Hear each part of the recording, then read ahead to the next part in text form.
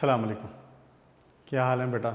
Second year chemistry वालों, ठीक ठाक हो, खैर खैरियत से हो, डटे हुए हो अपने कामों में, अपनी ज़िंदगी के मकसद में।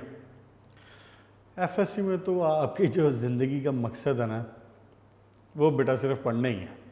मेरा नहीं ख्याल कि शायद कुछ एक एक्सेप्शनल केस होते हों, लेकिन 90-95% जो पेरेंट्स हैं, जो टीचर्स हैं, उनकी एफएससी में जब बच्चा हो या मैट्रिक में हो तो उससे यही ख्वाहिश होती है, यही तमन्ना होती है, उसके बारे में यही आरजू होती है कि वो पढ़ ले, बस अच्छे तरीके से ध्यान के साथ पढ़ ले, मार्क्स स्कोर कर ले, अपना एडमिशन आगे स्कोर कर ले, सिक्योर कर ले।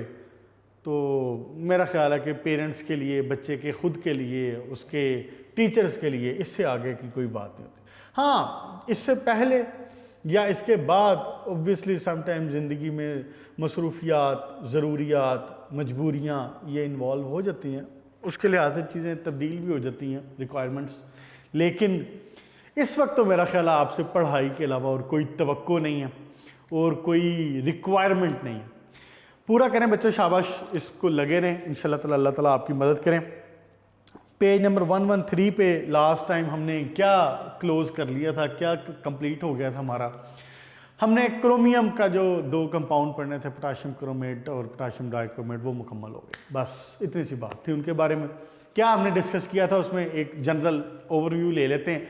हमने ये बात की थी कि जनाब अली जो रिएक्शंस हैं, जो सोल्यूशन है, एक्वस सोल्यूशन, उसमें क्रोमेट और जो डाइक्रोमेट आइंस हैं, these are in the form of in the position of an equilibrium, वो इक्विलिब्रियम में होते हैं।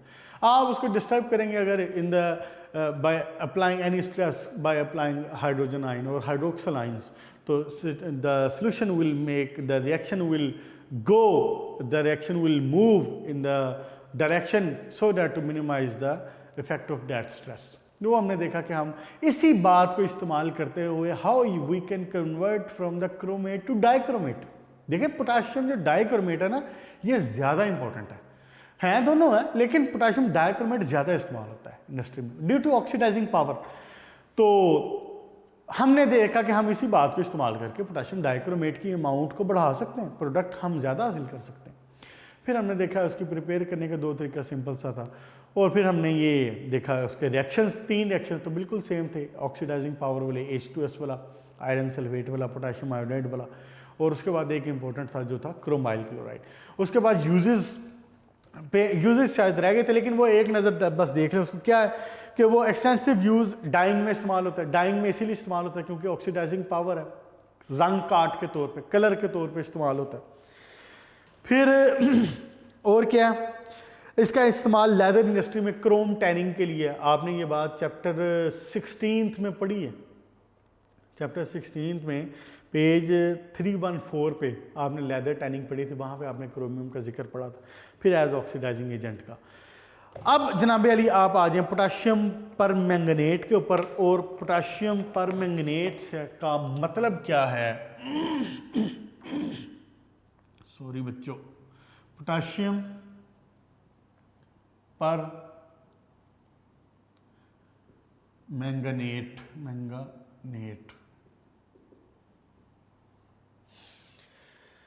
अब ये मैंगनीज का कंपाउंड है, जैसे वो पोटाशियम का कंपाउंड था, ये है मैंगनीज का कंपाउंड। जैसे वो क्रोमेट था, CrO4 या Cr2O7, तो क्रोमेट था, ये मैंगनेट है। बस क्या मसला है? मैंगनेट, मैंगनीज की वजह से मैंगनेट, MnO4। अब इसमें बेसिकली समझने वाली थोड़ी सी जो बात है ना, वो ये है, एक है KMnO4 और एक होता है K2MnO4। बस आपने ना इनका डिफरेंस समझना थोड़ा सा, और आपका ये मामला भी है। आज इंशाल्लाह चैप्टर ख़त्म कर देंगे। एक है KMnO4 और दूसरा है K2MnO4। जो है ना पोटाशियम K2MnO4, ये है पोटाशियम मैंगानेट, और ये है पोटाशियम पर मैंगनेट, बस इतनी सी बात। देखें जरा एक नजर। हाँ जी बिल्कुल सही। पोटाशियम पर मैंगनेट KMnO4 और पोटाशियम मैंगनेट K2MnO, बस इनको मिक्स नहीं करना बेटा, बस इतनी सी बात है समझने वाली। K2MnO4 potassium manganate, KMnO4 potassium पर मैंगनेट। हमने पढ़ना क्या है? हमने पढ़ना ये इसको नहीं पढ़ना, लेकिन ये बताने का मकसद क्या है, क्योंकि इसकी करीब सारी प्रिपरेशंस इस भाई साहब से है। इसकी दो प्रिपरेशन है, एक लैब में प्रिपरेशन कर सकते हैं, दूसरा हम इसको इंडस्ट्रियल स्केल पे, लार्ज स्केल पे प्रिपेयर करते हैं। तो दोनों प्रिपरेशंस में K2MnO4 इन्वॉल्व है, बस बताने का मकसद मेरा ये था। हम पहले K2MnO4 प्रोड्यूस कर लेते हैं, potassium manganate, and then it is converted to potassium permanganate, बस क्लियर होगी जी बात। अच्छा, अब इसमें कोई बताने वाली बात है कि ये जो KMnO4 है ये बेसिकली HMnO4 से बनता है। इसको क्या नाम देना चाहिए? पर मैंगैनिक एसिड। क्लियर? पहली लाइन में ये लिखा हुआ। आए जनाब अली इसकी प्रिपरेशन के ऊपर। मैंने आपको बता दिया हमने पोटाशियम पर मैंगनेट तैयार करना है। किससे तैयार करना है? हमने तैयार करना है जनाब अली पोटाशियम मैंगनेट से। पहला जो इक्वेशन है, पहला जो इसका रिएक्शन है वो है जनाब लैब प्रिपरेशन का। बुक में उसने नहीं लिखा हुआ, चाहे तो हेडिंग दे ले साथ में कि ये कौन सी स्केल पे प्रिपरेशन है, ये लैब के स्केल पे। लैब के स्केल का मतलब है कि हमें थोड़ा सा चाहिए पोटाशियम पर मैंगनेट, लैब में थोड़ा सा चाहिए तो हम उसको इस्तेमाल कर सकते हैं, प्रिपेयर कर सकते हैं। K2MnO4 will react with H2SO4 and you will get KMnO4, potassium permanganate and potassium hydrogen carbonate, potassium hydrogen sulfate, sorry potassium गलत कर रहा हूँ, पोटाशियम सल्फेट और साथ में MnO2 और साथ में वाटर। चलो ठीक हो गया। क्या हुआ है? मैंने आपको बता दिया प्रिपरेशन हमारी होनी है पोटाशियम मैंगनेट से, चाहे वो लैब की हो चाहे वो इसकी हो, क्या नाम है, इंडस्ट्रियल स्केल की हो। अभी लैब की बात करें, potassium manganate will react with sulphuric acid, you will get potassium पर मैंगनेट, पोटाशियम सल्फेट, MnO2 और वाटर। बस ये एक इक्वेशन। नेक्स्ट इक्वेशंस हैं अब इंडस्ट्रियल स्केल की, लार्ज स्केल की। उस रिएक्शन में ये जो लार्ज स्केल वाली हैं, ये रिएक्शन बेसिकली स्टार्ट करते हैं हम MnO2 से, लेकिन MnO2 का रिएक्शन इवेंचुअली हमें देता है K2MnO4, जिसकी मैंने अभी बात की। पोटाशियम मैंगनेट MnO2 का रिएक्शन हमें देता है K2MnO4। After that we have the ways कि हम K2MnO4 को इंडस्ट्रियल स्केल पे, तीन तरीके हैं कि उसको कैसे कन्वर्ट कर सकते हैं। बात समझ आ गई? पूरी सीक्वेंस समझ आ गया? करना क्या है देखें, मैं दोबारा बता देता हूं ताकि समझने में फिर आसानी, स्केच होगा ना जहन में। पहले हमने MnO2 का स्पेसिफिक चीज़ों के साथ रिएक्शन करवाना है, हम कन्वर्ट कर लेंगे इसको K2MnO4 में। अब K2MnO4 से आगे तीन तरीके हैं इंडस्ट्रियल स्केल पे। ये किसकी बात हो रही है? ये हो रही है लार्ज स्केल प्रिपरेशन की, इंडस्ट्रियल स्केल की, लार्ज स्केल प्रिपरेशन। क्लियर होगी बात? MnO2 का रिएक्शन देखते हैं किसके साथ, पोटेशियम हाइड्रोक्साइड के साथ है, उसके अलावा किसके साथ है। इवेंचुअली हासिल करना मकसद क्या होगा? ये K2MnO4। K2MnO4 को then we will convert by 3 ways to KMnO4।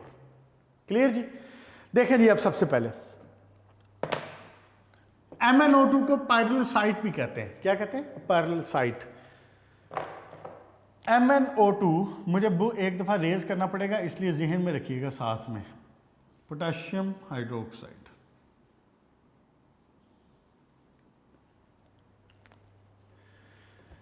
MnO2 का रिएक्शन, इसको फ्यूज़ करते हैं विद पोटाशियम हाइड्रोक्साइड और रिएक्शन करवा सकते हैं इसका 3 चीज़ों के साथ।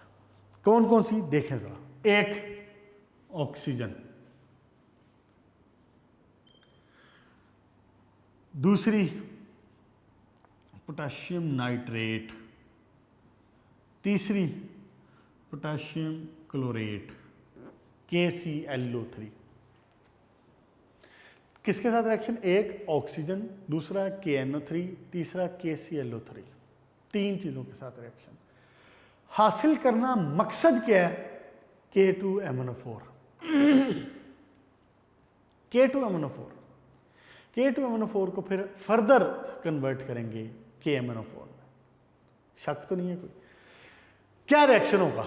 एक तो ऑब्वियसली हमारी प्रोडक्ट KMnO4, KMnO4, KMnO4,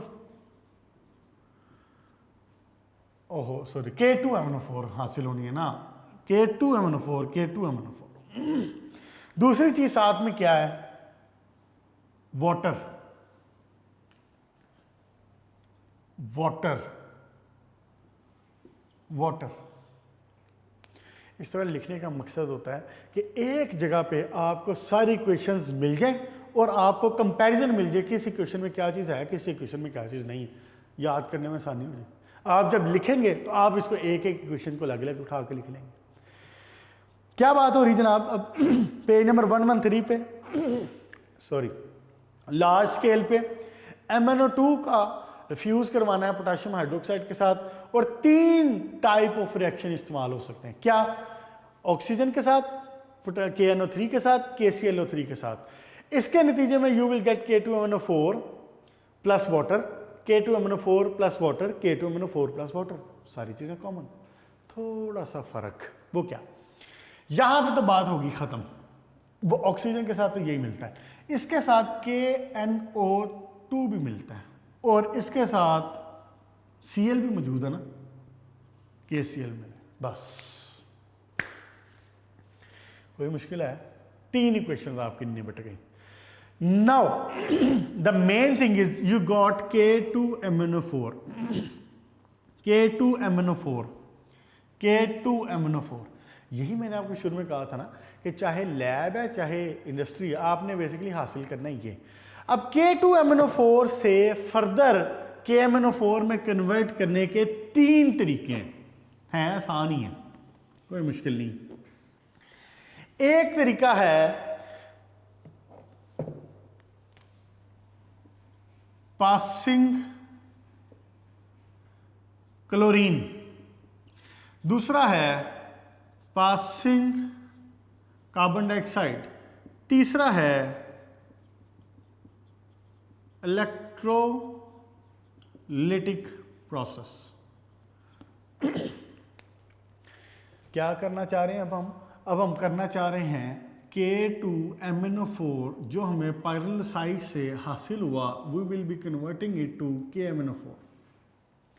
इसके क्या तरीके हैं? 3 तरीके। Potassium chlorine, chlorine gas, passing carbon dioxide gas, electrolytic process. 1 by 1 सबको देख लेते हैं। Passing chlorine gas, one of the important short question. मैंने आपको पहले भी बताया था, जो भी बाय नेम आ रहे हैं ना वो सारे के सारे इंपॉर्टेंट है। ये है स्टेडलर प्रोसेस, स्टेडलर्स प्रोसेस, ये क्लोरीन वाला। पेज नंबर 113 पे देखें, है बड़ा आसान है, उसमें कुछ भी नहीं है, लेकिन शॉर्ट क्वेश्चन के तौर पे बाय नेम कह लेता है। जैसे कि लास्ट लेक्चर में बात हुई थी क्रोमाइल क्लोराइड की, क्रोमाइल क्लोराइड टेस्ट बताएं जी क्या होता है, तो इसी तरह वो कह सकता है कि जी स्टेडलर प्रोसेस बताएं क्या होता है। अब है क्या इसमें? आपने K2MnO4 से पास करवानी है क्लोरीन गैस, बस उसके अंदर सॉल्यूशन में से पास करो। अब जो K2MnO4 है ना, ये होता है ग्रीनिश कलर का, लेकिन जो KMnO4 है, हमारा जो मतलूब और मकसूद है KMnO4 पोटाशियम परमैंगनेट, वो होता है पर्पल कलर का। आप इस ग्रीन सोल्यूशन में से, ये सोल्यूशन ग्रीन है ना, ये वाला सोल्यूशन क्या है, ग्रीन है। आप इसमें से क्लोरीन पास करवाते रहते हैं।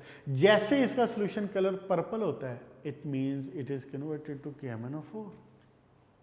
क्लियर? KMnO4 और साथ में you will get potassium chloride. तो पोटाशियम क्लोराइड तो सॉल्ट है, इसको यानी अलग है, ये अलग हो जाएगा। KMnO4 भी अपने क्रिस्टल्स बनाता है, इसको भी अलग कर लेते हैं। मुश्किल है आपको इसमें। क्या किया, K2MnO4 ग्रीन कलर का सोल्यूशन होता है। जब इसमें से क्लोरीन पास करवाई जाती है, हम पास करवाते रहते हैं। कब तक? जब तक its colour is not converted to purple. जब पर्पल होता है तो इट मीन्स कि KMnO4 रेडी हो गया, साथ में साथ बन जाता है KCl। दूसरा रिएक्शन देखें जरा, इसमें भी सेम टू सेम यही है। क्लोरीन की बजाय इसमें से कार्बन डाइऑक्साइड पास होती है। पेज नंबर 113 का लास्ट रिएक्शन, इसमें से क्या पास होगा, कार्बन डाइऑक्साइड पास होगी और साथ में क्या होगा, साथ में कुछ भी नहीं होगा, सॉल्यूशन होगा बस। कार्बन डाइऑक्साइड बनेगा क्या, एक तो मतलूब व मकसूद KMnO4, साथ में मैंगानीज ऑक्साइड और साथ में पोटाशियम हाइड्रोजन कार्बोनेट, बस। क्लियर जी? नेक्स्ट देखें, पेज नंबर 114 पे पहला इलेक्ट्रोलिटिक ऑक्सीडेशन। यह भी इंतहाई आसान है। क्या करते हैं इसमें, ऑक्सीडेशन करते हैं बस। वाटर है ना, वाटर ने कन्वर्ट होकर क्या बनाना है, ऑक्सीडाइज होगा तो क्या बनाएगा, हाइड्रोजन और ऑक्सीजन। अगर सिंपल जुबान में लिखूं तो यही बनेगा ना, हाइड्रोजन और ऑक्सीजन। तो ऑक्सीजन एक ऑक्सीजन है तो दो ऑक्सीजन मिलके क्या बना सकते हैं, O2। लेकिन चूंकि एटॉमिक ऑक्सीजन है, नेसेंट ऑक्सीजन है, तो पहले ये उसको ऑक्सीडाइज भी कर देता है, साथ में you will gate hydrogen gas. Equation overall क्या बनेगी, जो एक्चुअली जो बुक में लिखी हुई है वो क्या है, K2MnO4 plus water plus oxygen. What you will gate, you will gate KMnO4 साथ में हाइड्रोजन गैस, बस। कैथोड के ऊपर आपको हाइड्रोजन मिल जाएगी, साथ में आपको KMnO4 मिल जाएगा। ये पूरे पैराग्राफ में यही बात लिखी, कोई मुश्किल नहीं है इसमें। साथ में थोड़ा पोटाशियम हाइड्रोक्साइड होगा, साथ में हाइड्रोजन गैस। पोटाशियम हाइड्रोक्साइड तो सेपरेट कर लेंगे उसमें से, हाइड्रोजन गैस है वो हाइड्रोजन निकल जाएगी। क्लियर जी? KMnO4 क्रिस्टल्स की फॉर्म में वो नीचे बैठना शुरू हो जाता है, बस जी। उसके बाद इसको फिल्टर कर लेते हैं एस्बेस्टॉस के फिल्टर से और अलाउड करते हैं KMnO4 के क्रिस्टल आपको पर्पल कलर के हासिल हो जाते हैं इसमें। क्लियर? मुश्किल नहीं कोई। नेक्स्ट देखिए जनाब, प्रॉपर्टीज में एक जो सिर्फ MCQs वाली बात है वो ज़हन में रखें, ओ इसका स्ट्रक्चर MnO4 का जो स्ट्रक्चर है, बस। क्या है जनाब इसमें,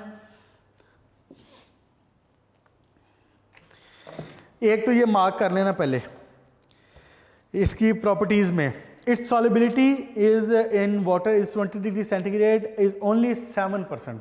20 डिग्री सेंटीग्रेड पे 7% है और जब टेम्परेचर राइज करते हैं तो 25% तक चली जाती है, बस। स्ट्रक्चर इसका क्या है, MnO4 oxygen double bond oxygen double bond oxygen oxygen. इसीलिए इसके साथ एक पोटाशियम लग जाता है या एक हाइड्रोजन लग जाता है या एक पोटाशियम लग जाता है, जो मर्जी लग जाता है। क्लियर जी? आए जनाब अली इसके रिएक्शंस के ऊपर। इसके रिएक्शंस बेटा आपने पहले पढ़ लिए हुए हैं, कैसी बात है कि नहीं, जादू वाली बात। ये रिएक्शंस आपने पढ़ लिए हैं, पता कब पढ़े थे, ये रिएक्शंस आपने पढ़े थे कल। इसके रिएक्शन सेम टू सेम कल वाले हैं, जैसे आपने पोटाशियम डाइक्रोमेट के रिएक्शन पढ़े थे। एक नजर देखें जरा बुक से। Reaction with H2S, reaction with iron sulphate, ये दोनों सेम। फर्क थोड़ा सा क्या है कि कल आपने एक रिएक्शन पढ़ा था पोटाशियम आयोडाइड के साथ, लेकिन वो रिएक्शन यहां पे है ऑक्सैलिक एसिड के साथ। क्लियर जी? ये तीन रिएक्शन एक जैसे हैं। चौथा रिएक्शन हाइड्रोक्साइड वाला ये जरा सा मुख्तलिफ है। लिखते हैं KMnO4 किसके साथ रिएक्शन है, तो इसी तरह कल की तरह करूंगा, तीन रिएक्शन इकट्ठे एक रिएक्शन अलग। हाँ जी, किसके साथ है जनाब, एक है H2S के साथ, दूसरा किसके साथ है आयरन सल्फेट के साथ, और तीसरा किसके साथ है, ऑक्सैलिक एसिड के साथ। ऑक्सैलिक एसिड का फॉर्मूला होता है H2C2O4, ऑक्सैलिक एसिड, आपने पढ़ा भी हुआ पहले ही। ओके जी, देखें जरा पेज नंबर 114 पे, नोटिस करना है आपने कि रिएक्शन बिल्कुल सेम टू सेम वही है। मुझे बताएं कि कल आपने यहां पे क्या बनाया था, रिएक्शन सल्फ्यूरिक एसिड की प्रेजेंस में होगी, H2SO4 की प्रेजेंस, वही कल वाली बात। क्या बनाया था, एक आपने बनाया था पोटाशियम सल्फेट, अगर आपको याद हो तो एक आपने चीज बनाई थी साथ में क्रोमियम सल्फेट। क्रोमियम सल्फेट क्यों बनाई थी, क्योंकि यहां पे क्रोमियम था, अब यहां पे क्या है, मैंगनीज, तो मैंगनीज सल्फेट बना दे, MnSO4। तीसरी चीज आपने बनाई थी जनाबे वाली water, K2SO4 plus MnSO4 plus water, K2SO4 plus MnSO4 plus water. देखें जरा कोई फर्क है इसमें, आपने कल क्या पढ़ा था, इन्हीं के साथ रिएक्शन आपने देखा था पोटाशियम सल्फेट साथ में क्रोमियम सल्फेट। क्यों क्रोमियम सल्फेट, क्योंकि यहां पे क्रोमियम था, पोटाशियम डाइक्रोमेट था, अब यहां पे मैंगनीज है तो अब मैंगनीज सल्फेट हो जाएगा। Potassium sulphate manganese sulphate water, potassium sulphate manganese sulphate water, potassium sulphate manganese sulphate water. अब थोड़ा सा जो फर्क आ रहा है वो क्या है, यहां पे सल्फर, यहां पे आयरन सल्फेट, फेरिक सल्फेट, और यहां पे कार्बन डाइऑक्साइड, बस क्लियर, कोई मुश्किल है इसमें, सेम टू सेम कल वाला, ये तो बिल्कुल ही कल वाले हैं, ये भी बिल्कुल वही है। ये चूंकि ऑक्सैलिक एसिड के साथ रिएक्शन हो रहा है, कार्बन के साथ, कल हमने पोटेशियम आयोडाइड के साथ करवाया था तो हमें आयोडीन मिल गई थी, अब हमने ऑक्सैलिक एसिड के साथ करवाया तो हमें कार्बन डाइऑक्साइड मिल गई। क्लियर जी, ये तीनों रिएक्शन सेम। नेक्स्ट रिएक्शन देखें, reaction with potassium hydro oxide, reaction number 4।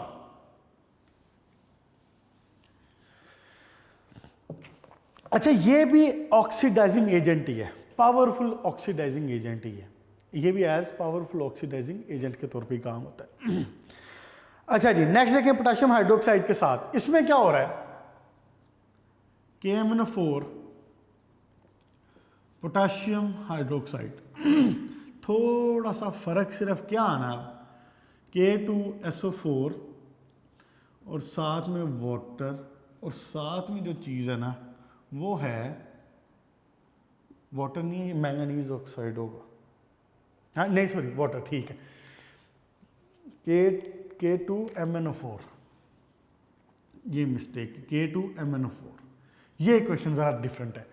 क्या बना है, KMnO4 पोटेशियम हाइड्रोक्साइड के साथ रिएक्शन, ये एक किस्म का जो रिएक्शन है रिवर्स हो जाएगी, जैसे आप K2MnO4 से पहले KMnO4 बना रहे थे ना, पोटेशियम हाइड्रोक्साइड के साथ रिएक्शन करवाएं तो ये रिवर्स, K2MnO4 साथ में वाटर साथ में ऑक्सीजन गैस, बस यहां पे आपका मामला हुआ इन रिएक्शंस का ख़त्म।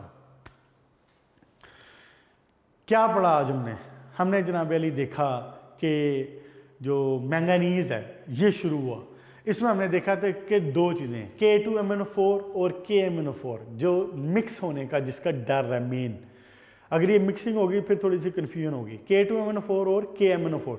अब जो K2MnO4 है that is called potassium manganate, और हमारा जो मतलूबो मकसूद है वो क्या है, वो है KMnO4 पोटेशियम पर मैंगनेट।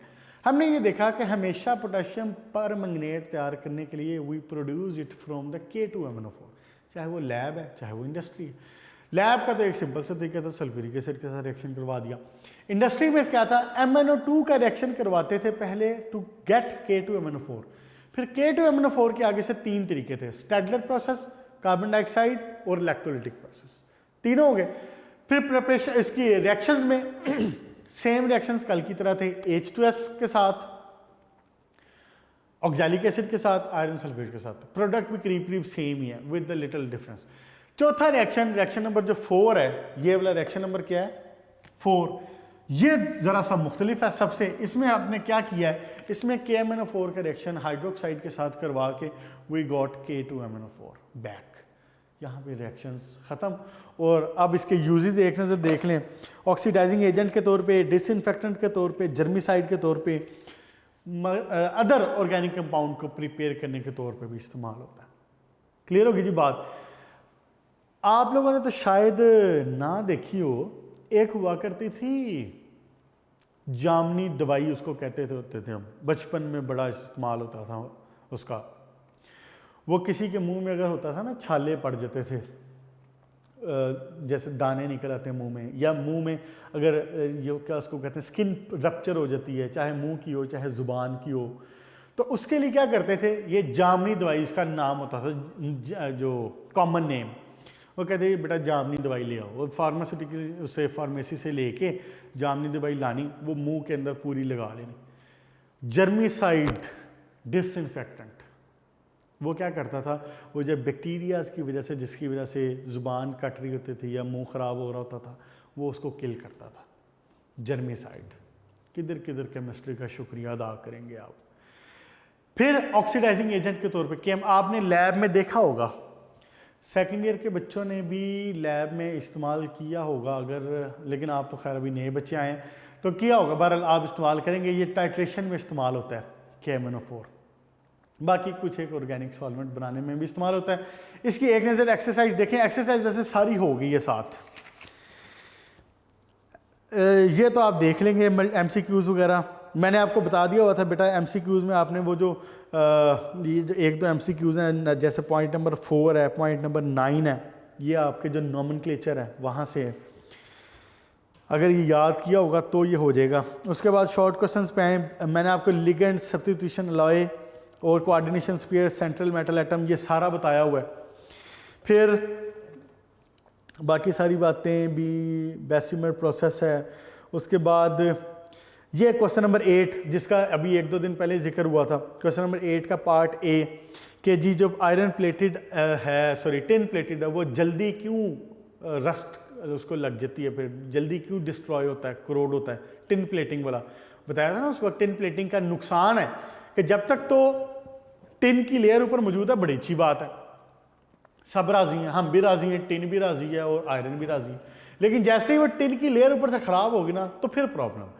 क्यों? क्योंकि अगर पहले उसकी जो डिस्ट्रॉय होना था, उसमें क्रोजन होनी थी 1 हफ्ते में, अब वो क्रोजन ज़रा 3 दिन में हो जाएगी। इट विल बी फास्टर, तेज़ हो जाएगी। और उसकी रीज़न ये है कि आयरन बिकम्स एनोड। रिएक्शंस कैसे होता है, electron transfer from the anode to cathode. Okay जनाब। उसके बाद बी पोर्शन, ये भी बात हो गई थी, एल्यूमिनियम किस कंडीशन में करोड हो सकता है। फिर question number C galvanizing, zinc वाला जो था गैल्वेनाइजिंग वाला। उसके बाद जनाब Ali how chromate and dichro, हाँ जी ये वाला question number 9, how chromate ions are converted into dichromate ion. मैंने बड़ी तफसील से आपको पेज नंबर 112 पे ये बता दिया था, ठीक है। ये जो ऊपर वाला पैराग्राफ है कि क्रोमेट और डाइक्रोमेट का आपस में वो जो इक्विलिब्रियम वाला मामला था वो। ओके जनाब। उसके बाद preparation, describe the preparation of potassium पर मैंगनेट एंड K2CrO4, दोनों हो गए हैं। KMnO4 की हमने आज देखी है, K2CrO4 की लास्ट टाइम देखी थी। उसके बाद क्वेश्चन नंबर 11, ये मैंने आपको बता दिया था जब नॉमेनक्लेचर करवाया था, ये उस वक्त डिस्कस हो गया था। बच्चों के इस बारे में क्वेश्चन भी आए हैं कुछ तो, लेकिन वो ऑब्वियसली है आसान था, और अगर इसमें कोई इशू हो तो वो आप कर सकते हैं इसको। बेटा यहाँ पे आपको मुबारक हो कि आपके जो कोर्स है उसका 50% कंप्लीट होने में सिर्फ एक चैप्टर बाकी है अब, और वो है चैप्टर 7। नेक्स्ट लेक्चर में इंशाल्लाह हम चैप्टर 7 स्टार्ट करेंगे। लेकिन अहम बात ये है कि यहाँ पे आपकी इनऑर्गेनिक फिनिश, मुबारक हो आपको, आपने बड़ी कामयाबी के साथ लॉकडाउन के बावजूद इंतहाई मेहनत करते हुए अपनी जो इनऑर्गेनिक का पोर्शन है ये कंप्लीट कर लिया। जब आपने कॉलेज तशरीफ़ लाना है तो आपने ये पोर्शन कंप्लीट करके आना है, मेंटली प्रिपेयर होके आना है। हम इंशाल्लाह ताला आगे ऑर्गेनिक का पोर्शन स्टार्ट करेंगे। ठीक हो गया बच्चों? अब अगर किसी किस्म का कोई इसमें कन्फ्यूजन है तो वैसे तो आप ऑब्वियसली आप बच्चों के क्वेश्चंस आते रहते हैं, जो भी क्वेश्चंस होते हैं आप उस पर मुझे उस पर क्या नाम है सेल नंबर जो दिया गया ऑफिशियल, इस पर आप मुझे रब्ता कर लेते हैं, मैसेजेस भी हो जाते हैं, कॉल्स भी आ जाती हैं आपकी, मेरा नहीं ख्याल बच्चे व्हाट्सअप भी कर लेते हैं, जो भी बच्चों को कन्फ्यूजन होती है वो उसके हवाले से पूछ लेते हैं। जो बच्चे इसमें थोड़ा रिलक्टेंट हैं उनको बिल्कुल भी रिलक्टेंट होने की ज़रूरत नहीं है। आप ऑब्वियसली जो भी कन्फ्यूजन है, कोई भी मतलब क्लैरिफिकेशन दरकार है किसी भी काम में, तो आप वो रब्ता कर सकते हैं। ये नंबर इसीलिए प्रोवाइड किया गया, तो आप उस पर कन्फर्म कर लें, चीज़ें पूछ लें। इंशाल्लाह ताला अपनी तरफ से तो हमारा इनऑर्गेनिक का पोर्शन कंप्लीट हो गया, तो मैं कहना ये चाह रहा हूँ कि आप भी अपनी तरफ से ये कंप्लीट करके आइएगा जब आप कॉलेज तशरीफ़ लाएँ। चले बेटा ठीक है, इसको क्लोज़ करते हैं और नेक्स्ट इंशाल्लाह लेक्चर में हम ऑर्गेनिक स्टार्ट करेंगे चैप्टर 7, और आप समझ लें कि एक नया इरा, एक नया मूड, एक नया मंज़र आप ऑर्गेनिक में देखेंगे। इनऑर्गेनिक की निस्बत आप ऑर्गेनिक में ज़्यादा एंजॉय करेंगे। ऑर्गेनिक में रिएक्शंस हैं, लेकिन ऑर्गेनिक के रिएक्शंस एक ना सिस्टमेटिकली चलते हैं, थोड़ा सा यानी उनको याद करना निस्बतन आसान है हमें। अच्छा एक मैं बात बच्चों कहना चाह रहा था, वो ये हमें भी पता है कि इनऑर्गेनिक पोर्शन की इक्वेशंस मुश्किल हैं, इक्वेशंस बीसियों की तादाद में हैं और सारी इक्वेशंस एक जैसी भी नहीं है, मुख्तलिफ हैं, आपको याद करनी पड़ती हैं, आपको याद रखनी पड़ती हैं। फिर इसमें जो मसला है एक वो बैलेंसिंग का है, अगर बैलेंसिंग नहीं होगी तो आधा नंबर कट जाएगा। बेटा यही वजह है जिसकी वजह से आपको पहले दिन से वी रेकमेंड कि आप लॉन्ग क्वेश्चन ऑर्गेनिक से अटैम्प्ट कीजिएगा, इनऑर्गेनिक से अटैम्प्ट ना करें। इवन मैं आपकी आसानी के लिए, आज इनऑर्गेनिक का पोर्शन ख़त्म हो गया तो मैं आपको एक बात कहता हूँ, अगर आपको शॉर्ट क्वेश्चन में भी इनऑर्गेनिक की इक्वेशंस आती है ना, तो मैं पर्सनली आपको रेकमेंड करूंगा कि सिर्फ 2 कंडीशंस ऐसी हों जिसमें आप इनऑर्गेनिक की जो वो है ना इक्वेशंस उसको अटेम्प्ट करें। वो क्या? एक, नो अदर ऑप्शन, दूसरी बात you are sure about answer। 2 बात। एक, अगर आपके पास कोई और ऑप्शन नहीं है, मिसाल के तौर पे 12 क्वेश्चन थे, आपने 9 करने हैं, आपको 8 आते हैं, आपको ज़रूरी है कि इक्वेशन अटैम्प्ट करनी पड़ेगी, तो फिर आप इनऑर्गेनिक इक्वेशन अटैम्प्ट करें। दूसरी बात, अगर आपको कंफर्म है कि इसका आंसर यही है, आपको रिएक्शन का कंफर्म पता है, तो फिर आप ये अटेम्प्ट करें। मैं ये ऐसा क्यों कह रहा हूँ? इसलिए कह रहा हूँ कि इनऑर्गेनिक की जो इक्वेशन है, एक तो याद करना मुश्किल है, दूसरी बात ये कि इनकी बैलेंसिंग पे ज़्यादा टाइम लग जाता है। इक्वेशन ख़ास तौर पे अगर ज़रा जैसे डिस्पोर्शनेशन की या क्रोमाइल क्लोराइड की टेस्ट की इक्वेशन कोई हो, तो इसके ऊपर 5-7 मिनट आपके बैलेंसिंग के ऊपर लग सकते हैं। ये रीज़न है। आप इक्वेशंस का जो शॉर्ट क्वेश्चन हो इसको लीस्ट प्रायोरिटी दें।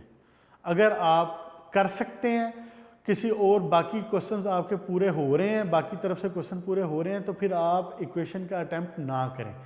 अगर आपको इक्वेशन के क्वेश्चन का श्योरली अटेम्प्ट पता है, आपको उसका आंसर पता है, रिएक्शन पता है, उसका बैलेंसिंग पता है, फिर अटेम्प्ट करें। या ऑब्वियसली अगर आपके पास और कोई ऑप्शन नहीं है, बाकी क्वेश्चन आपको नहीं आते हैं, तो फिर ठीक है, इसका पंगा ले लें। अदरवाइज आप इसको चॉइस पे छोड़ें पेपर में। क्यों? क्योंकि टाइम ज़्यादा लगता है। आप एक शॉर्ट क्वेश्चन को एवरेजली कुछ 4 मिनट देते हैं, 4 से 5, लेकिन ऑब्वियसली जब आप 2 इक्वेशन होंगी और वो टफ होंगी, बैलेंसिंग पे टाइम लगेगा, तो फिर आपका टाइम ज़्यादा लग सकता है। इसलिए हम ये रेकमेंड करते हैं। बाकी ऑब्वियसली तैयारी आप मुकम्मल करें, मैक्सिमम करें। ये इन द केस है कि मिसाल के तौर पे आपको कोई और हल नहीं है, तो फिर आप इसकी तरफ जाए। लॉन्ग क्वेश्चन के लिए ऑर्गेनिक का जो पोर्शन अब हो रहा है, स्टार्ट हो रहा है, मेंटली प्रिपेयर हैं कि आपने ऑर्गेनिक के क्वेश्चन जो है, लॉन्ग क्वेश्चन जो है वो ऑर्गेनिक पोर्शन से तैयार करने, अटैम्प्ट करने। इसलिए ऑर्गेनिक को इंतहाई सीरियसली लीजिएगा। यहाँ तक अच्छी तरीके से तैयारी कर लें, कोई कन्फ्यूजन है तो पूछ लें। बाकी अपना ख्याल रखें। इंशाल्लाह ताला नेक्स्ट लेक्चर में नया चैप्टर, नई केमिस्ट्री, ऑर्गेनिक केमिस्ट्री स्टार्ट करेंगे, चैप्टर 7। अपना ख्याल रखिएगा। Good luck.